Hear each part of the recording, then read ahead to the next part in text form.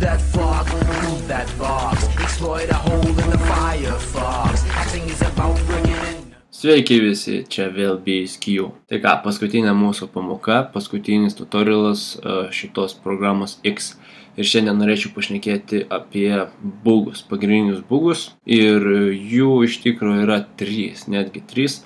Įsprendę visus, ko gero galėsime pagaliau sukurti instaliaciją ir turėti visavertę programą. Taigi, pirmasis bugas mūsų būtų, tarkim, pasileidus programą, įvedus ne skaičius, o ne laiką, kurį reikia įvesti, o ką nors, pavyzdžiui, EK, pavyzdžiui. Tarkim, ką žinau, vaikas atsisėdo ir galvoja, ką žinau, ką čia vesti, vesiu belenką, kas pasitaikės po ranką. O, surepau, surimau. Gerai, paspaus pirmin ir toks negražus eroras iš karto. Ir iš dalies gali žmogus ir nesuprast, ką aš blogai padariau. Todėl tokiam žmonėm reikia paaiškinti, ką jis blogai padarė. Atsidarome mūsų source kodą ir susirandam procedūrą check answer. Po begin spaudžiame enter, pasirašome try ir kur yra mūsų refreshas, spaudžiame enter ir pasirašome accept.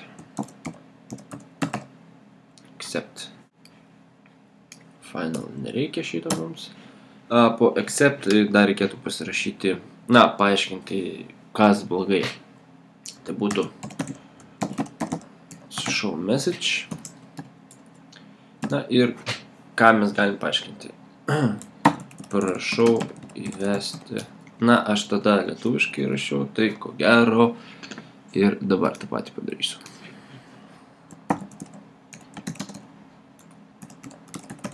Prašau įvesti tik skaičius. Tuomet, aišku, reikia pasirašyti, kad įsivalytų tie 2 langeliai, kur įvesti neskaičiavo raidės admin.clear, tas pats su addHour.clear.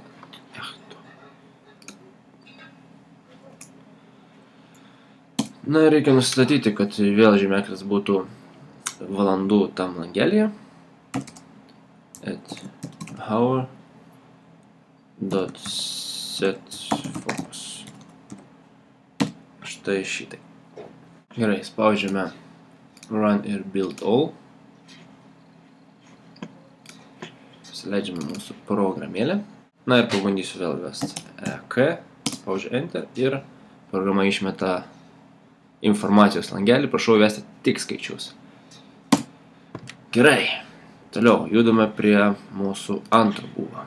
Antras bugas yra būtent, tarkim, įvedu šitą reikalą, paspaudžius pirmin ir tada išjungus mūsų perspėjimo langelį, mūsų laikas pasikeitė. Jis pasikeitė, nors aš jo net neįvedžiau. Ir taip pat, kaip jau minėjau, spaudžiant būtent tą mygtuką pirmin, jisai keiteliuojasi. Kodėl jis keiteliuojasi, jeigu aš nieko neįvedžiau? Būtent šitą bugą dabar ir ištaisysime. Grįžtame mūsų source kodą. Dabar mums reikės, kur yra publikas mūsų įsivesti vieną kintamąjį. Pavadinkime jį, tarkim, new question ir jis bus boolean. Tuomet susirandam procedūrą form create, ten kažkur apačioje, štai čia, ir dasirašome new question tampa true ir refresh. Tada reikia susirasti mums procedūrą form paint ir pasirašyti šiokią tokią if sąlygą. Tai būtų if new question lygu true, then. Ir paliekame iš tos, tegul jinai daro būtent šitą visą reikalą. Ir dar gale reikia pasirašyti new question tampa false. Toliau mums reikia susirasti, kur yra mūsų mygtuko paspaudimo procedūra ir ištrinti refreshą, nes mes refreshą pasirašėme create form šitoj procedūroje. Tuomet susirandam procedūrą, vėlgi check answer, kur yra, einame į pačią apačią ir čia reikia pasirašyti, na, matote, pas mus yra du tokie pastulpeliai, tai nesumaišykite, mums reikia viršutinio. Po set focusą spaudžiam enter ir pasirašome new question tampa true. Štai. Ok, spaudžiame run ir build all. Pasileidžiame mūsų programykę. Na ir tarkim, aš įvedu savo inicialus, spaudžiu pirmin, spaudžiu OK ir laikas nepasikeitė. Taip pat, jeigu aš spaudinėsiu mygtuką pirmin, jis, kaip matote, stovi vietoje ir niekas nesikeičia, niekas nevyksta. Būtent tai, ko aš ir norėjau. Na ir trečias bugas būtų, jeigu, tarkime, kažkokiu tai būdu mūsų garsų failai dingtų iš folderio. Arba tas visas folderis dingtų, tarkime. Tokiu atveju programa, na, nepastriktų ir neišmestų eroro, man atrodo, tiesiog būtų tas toks ding, na, Windows garselis. Bet, na, visgi, vėlgi, mes nenorime, kad mūsų programai kažkas dingtų ar panašiai, todėl mes prašysime, ką tokiu atveju daryti, jeigu taip kartais netyčia atsitiktų. Pasileidžiame mūsų source kodą, vėl source editoriaus langą. Dar kartą mums reiktų įsivesti vieną kintamąjį. Jį pavadinkime, tarkim, sound missing, ne? Taip pat boolean.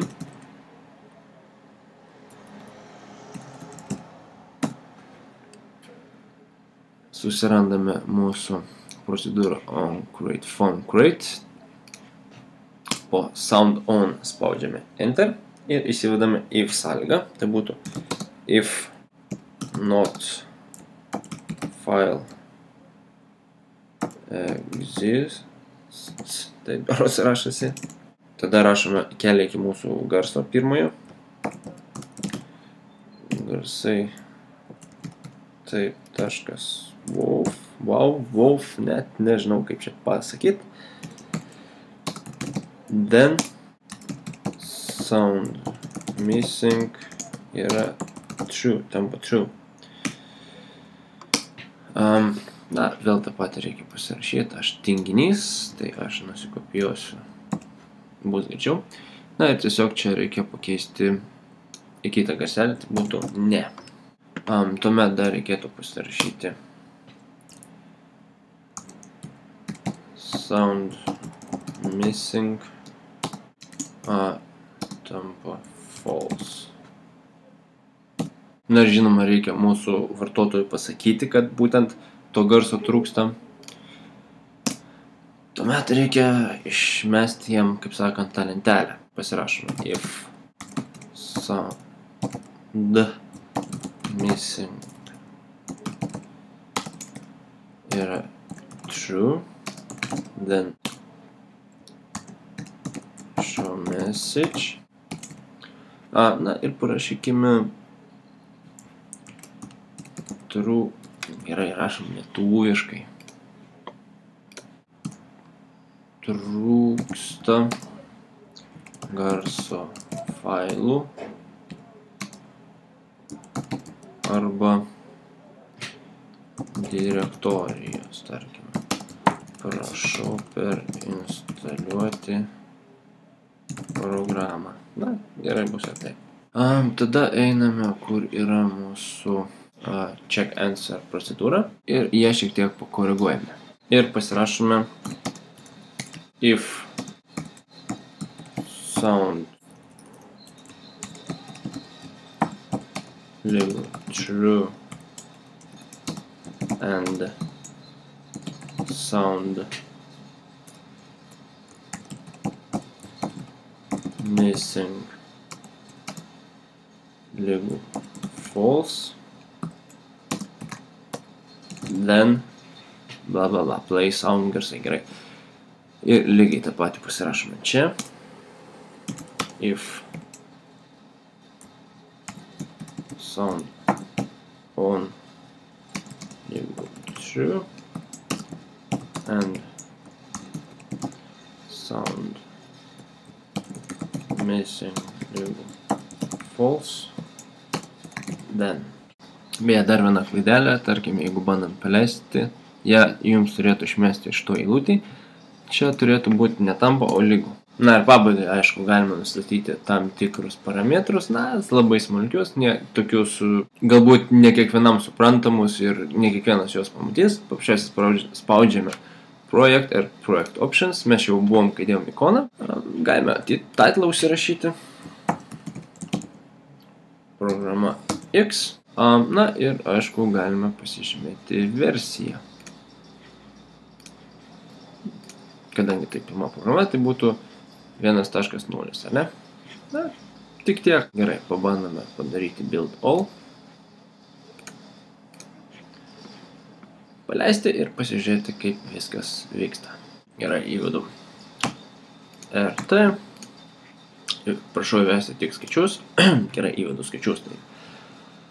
Na, tarkime, įvesiu neteisingai, po 12 trim 4. Laikas yra papildomos 55, na ir išjungus garsą, nenoriu, kad plotų ir įvedus po 3.35 turėtų būti lapė. Prašau. Ir kitoje pamokoje aš jau parodysiu būtent, kaip padaryti tą instaliaciją, kad tą programą žmogus galėtų pilnai suinstaliuoti ir išinstaliuoti, kaip jau minėjau. Ir sekančioje pamokoje aš pažadu pasirodyti be kepurės.